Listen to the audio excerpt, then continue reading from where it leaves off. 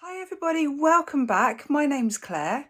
Have you ever done a pour and you've liked it but not loved it, but you've kept it? So it may be not good enough to sell, but there's something about it, you don't want to get rid of it. It's still got something that you like about it.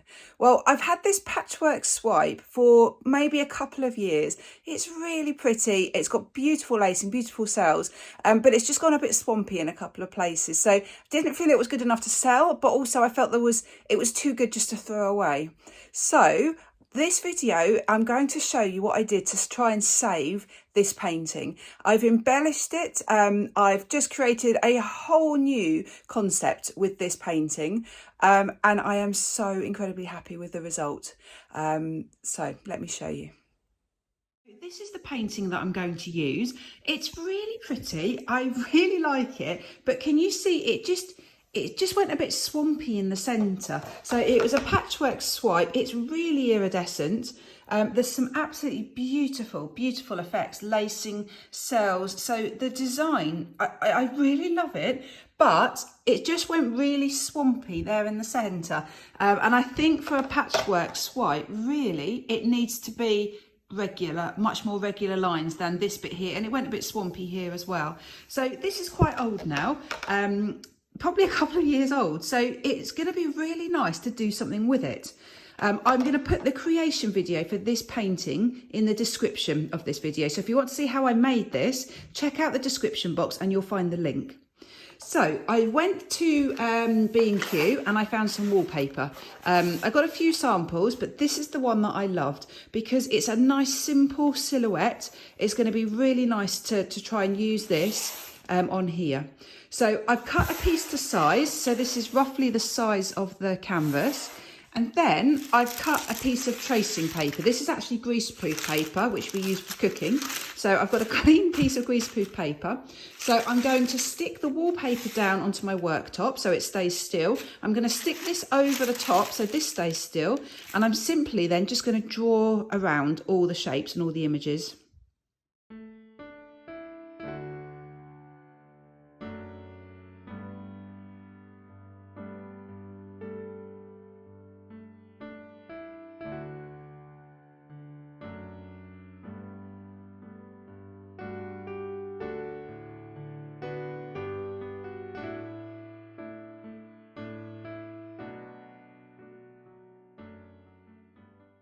So I've now traced the entire design onto this piece of paper. It's quite difficult to see. There's quite a lot of indentation, so I can see the design fine. It took me ages. I think next time I would do this on a much smaller scale, but I've committed now. So the next step, I've got this white carbon paper. It's used for fabric, I think, so to draw onto fabric, and it's very delicate, but one side is slightly shiny, the other side is slightly chalky. So if I put the chalky side down, and then let's check I've got it the right way, I think it's this way. I'm going to just stick that down on my canvas, just to keep it roughly still.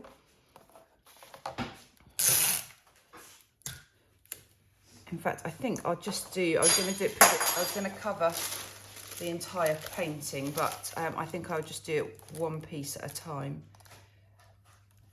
just so I can see where I've been. And then I think I'm just going to try and stick this back over the canvas.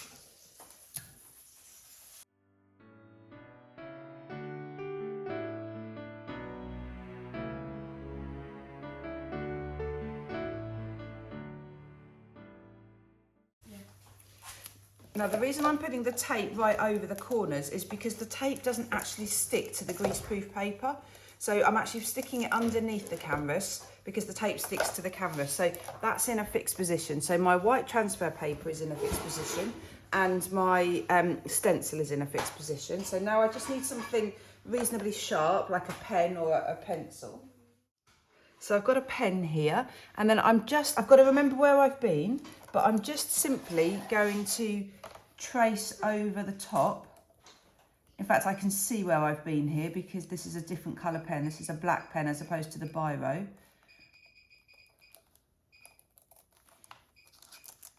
Yeah, it's working.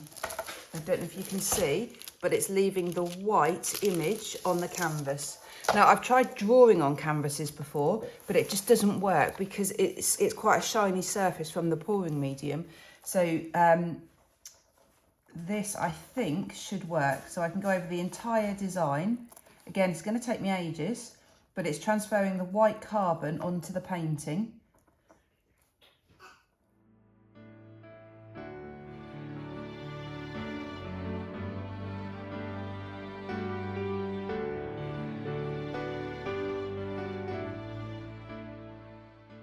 So all the stencil is now down. So you can see I removed the white carbon paper and it's just left this really solid white line.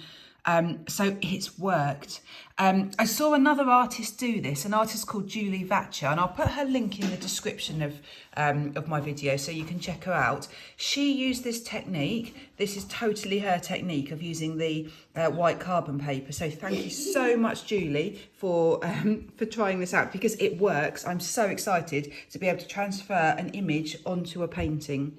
So next thing I'm going to do now is, probably with a black Posca pen, again, go around the edges. I'm going to shade in between. So I'm going to colour in all the negative space so that all the flowers and the birds will have the beautiful paint pour showing through. I'm going to use a combination of Posca pens and just normal acrylic paint, to fill in the negative space.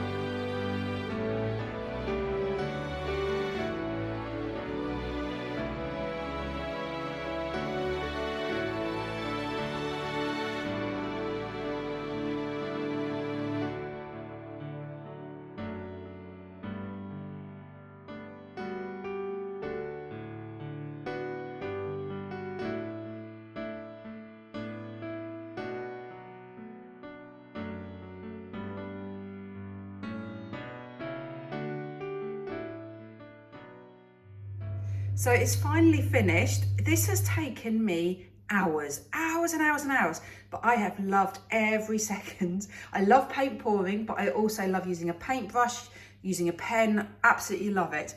I'm over the moon with the result. So let me show you up close. You still can see that really beautiful paint pour underneath, especially there in the little bird. I've outlined everything with the white Posca pen. The birds, the 4 birds, I've tried to highlight or go over again so they're brighter white. I decided I wanted a border, and what I've done is just kept just a little bit of the detail going over the border. I just think it adds an extra dimension to it. And then they're at the bottom in 2 places actually. So I started off with a dark turquoise border, but it was too dark. So then I've gone and covered it with the iridescent blue-green, and then with a silver Posca pen done a little shadow border to it. So I'm so happy with it. It's so different. It's very full on, very crazy, but I love that. Let me show you the iridescence, because obviously the paint pour underneath is full of iridescent colours. So you can see the turquoise there, you can see the bronze, I think it's bronze or copper, I think bronze I've got in there. And then that Venetian rose, that pinky colour, oops, sorry, really, really does stand out. So what a fun technique or fun way of just transforming a painting that's just not quite ready for the bin. So it's taken me hours. I won't be in a rush to repeat it, but something simpler would be good, something easier, less time consuming, but love the results. So yeah, thank you so much for watching. Bit of a different video, this one. Please let me know what you think, if you think this works or not. Great, thanks for watching. Bye.